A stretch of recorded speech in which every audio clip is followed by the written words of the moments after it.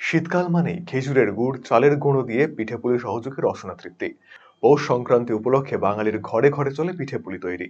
কিন্তু আধুনিক রেডিমেড যুগে এখন আর পিঠেপুলি বানানোর ঝামেলা পোহাতে চান না অধিকাংশ বাড়ির সদস্যরা। ফলে কোথাও হোম ডেলিভারি, আবার কোথাও রেডিমেড পিঠেপুলি দিয়েই চলে স্বাদ পূরণ। উত্তর দিনাজপুর জেলার কালিয়াগঞ্জের মহেন্দ্রগঞ্জ এলাকায় এমনই এক পিঠে বিক্রেতার হাতে পিঠে খেতে ভিড় জমে যায় সাধারণ মানুষের। প্রেমচরণ বর্মন নামে ওই ব্যক্তি তার নিজের হাতে বানান রকমারি পিঠে। এখানে পাবেন ভাপা পিঠে, সরা পিঠে, মালপোয়া, পাটিসাপটা সহ একাধিক ধরনের পিঠে। প্রতিদিন সন্ধ্যায় পিঠে পুলির পসরা সাজিয়ে বসেন তিনি।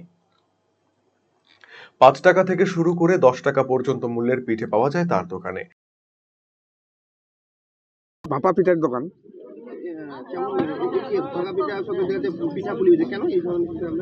এই যে পোস্ট পর্যন্ত আসি গেছে, এই যে পাটিসাপটা, পুলি পিঠা, মালপোয়া, ভাকা তৈরি করে, এইটা তো বাড়ি বাড়ি তো আর এখন বানাইতে পারে না, সেই জন্যই এখানে বেচা কিনা হয় আর কি। না, বেচা মানে মোটামুটি ভালোই হয়। এইখানে বসি কার্তিক মাস থেকে, কার্তিক মানে ফাল্গুন মাস অব্দি। হ্যাঁ,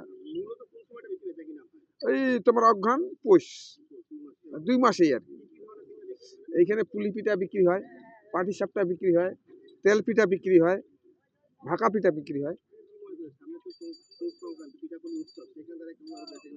বেচাকেনা তো বাড়ার তো সম্ভব আছেই, যেহেতু যেইভাবে বেচতেছি, এই 2 দিন আরো বেশি হওয়ার দরকার। তার তৈরি রসনা লোলুপ জিভে জল আনা পিঠে পুলি খেতেও সুস্বাদু বলে দূর দূরান্ত থেকে দোকানে ছুটে আসেন ক্রেতারা।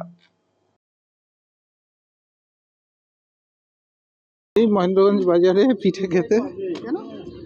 পিঠে দেখেন সেইভাবে তো আর বাড়িগুলোতে মানুষের কর্মব্যস্ততার জন্য কিছু হয়ে ওঠে না ওইভাবে।